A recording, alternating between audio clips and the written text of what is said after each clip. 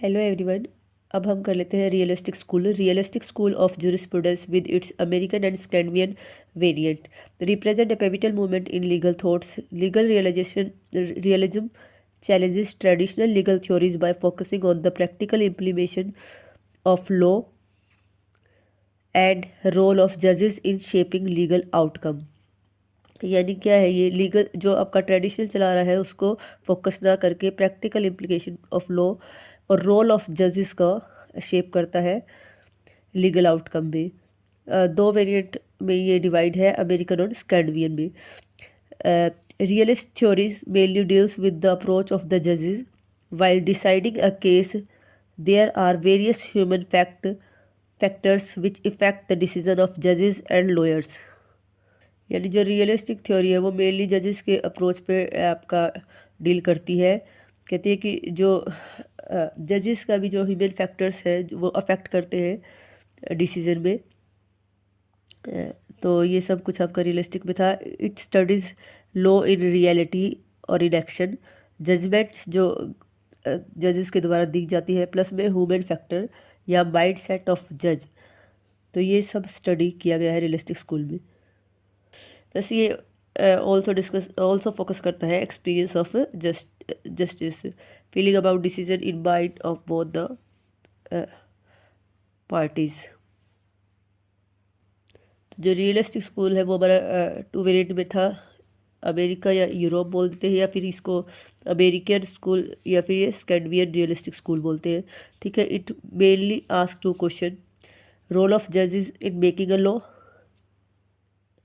दूसरा value of doctrine of precedent, जो article हमारे इंडियन आर्टिकल कॉन्स्टिट्यूशन में आर्टिकल 141 में बताया गया है कि सबॉर्डिनेट जो जज है वो हायर सबॉर्डिनेट जो कोर्ट्स है वो हायर कोर्ट के डिसीजन को फॉलो करेंगी।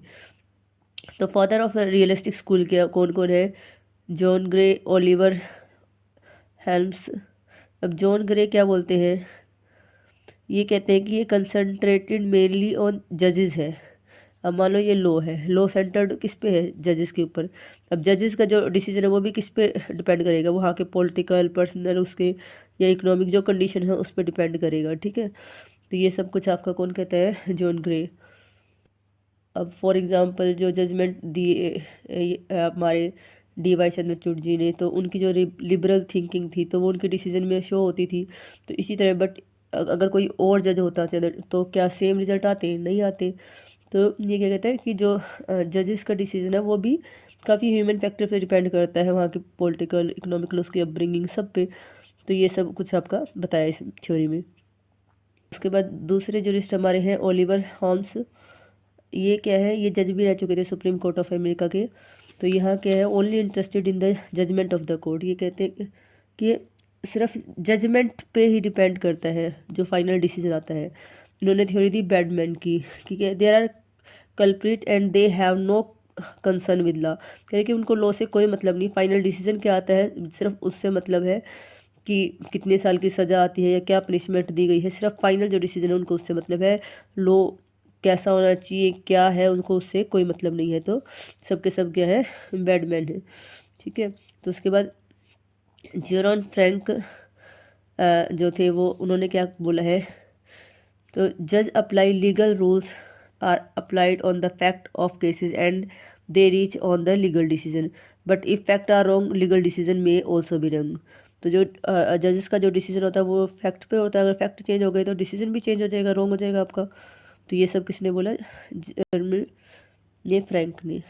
It is not necessary that जज will sentence a correct decision always, and certainty of all law in the legal myth. तो यानी एक जैसा जो लॉ है वो एक जैसा ही वो देगा, तो ये एक लीगल मिथ है। तो ये बात इन्होंने किसकी बुक में कही? लॉ एंड मॉडर्न माइंड इनकी बुक थी, उसमें ये बात बोली। ही ऑल्सो सेड जजेस शैल decide a case on basis of background, social condition and does not follow president blindly, hence law is a constructive work of lawyer and जजेस। तो इन्होंने कहा है जो जो लॉ है वो ऐसे ब्लाइंडली प्रेसिडेंट को फॉलो नहीं किया जाता है, वो कंस्ट्रक्टिव वर्क है लॉयर और जजेस का। There are many reasons of uncertainty, how the rules are taken और how the facts are understood. ठीक है, many law and facts of Bombay and Madras high court are same but their decision में vary. अगर मान लो fact भी same है, एक court case चल रहा है बॉम्बे में और एक चल रहा है मद्रास में, और दोनों में फैक्ट सेम है बट डिसीजन का सेम आएगा तो वो वरी करेगा। ठीक है, तो यही बात इसमें बोली गई है। लेवलियन जो जूरिस्ट थे उन्होंने क्या कहा है, law is like an institution with the meaning of social, and as the society is being transferred always law should be parallel with society। इनका सोसाइटी की तरह लॉ भी इसके पैरेलल में चलता है, जैसे सोसाइटी चेंज होती है वैसे ही लॉ भी आपका एक इंस्टीट्यूट की तरह है। Law should be taken as an institution where people of different society can interact with each other. Realist school of law is not applied only in law but also in our real life. तो ये ऐसा नहीं है कि भाई law पे ही depend है, ये रियल लाइफ में भी अप्लाई होता है। अब केस स्टडी करते हैं हम, तो वहाँ पे हम क्या ट्राई करते हैं, अंडरस्टैंड द ऑबिटर डिक्टा ऑफ जजेस सो टू अंडरस्टैंड देयर आइडियोलॉजी। तो जो भी केस स्टडी करते हैं उसमें जजेस ने क्या कहा, जो जजमेंट से चाहे रिलेटेड नहीं है, जो फाइनल डिसीजन से उसका कोई लेना देना नहीं है, बट जो जजेस ने वहाँ पे जो बोला उसको हम अंडरस्टैंड करते हैं। क्यों? ताकि हम उस जज की आइडियोलॉजी को समझ पाए। ठीक है, शॉर्ट में हम अभी कर लेते हैं। ये आपका क्या था, रियलिस्ट स्कूल, ये अमेरिकन और स्कैंडिनेवियन में था। इसके मेन थे ओलिवर हंस ग्रे, जर्मन फ्रैंक और कार्ल लेविलियन। अब इनकी जो मेन लाइन थी वो क्या है, uncertainty, legal uncertainty is a legal myth. ठीक है, उसके बाद ये इन्होंने जो लेवलियन थे उनका क्या है, law in action, law in books. उसके बाद स्कैंडिनेवियन के अगर हम बोले तो ये क्या है, ओलिवर क्रोमा, लेंस्टर, रोस, हैंगरस्टॉम्स। अब रोस ने क्या बोला है, लॉ एज डायरेक्टिव्स टू जजेस वैलिडेटेड बाय सोशल फैक्टर। उसके बाद हैंगरस्टॉम ने क्या बोला है, rejected metaphysical basis of law, law rooted in social practice. तो ये आपका था रियलिस्टिक स्कूल। आई होप आप सबको समझ आया होगा। Please like share and subscribe. Thank you.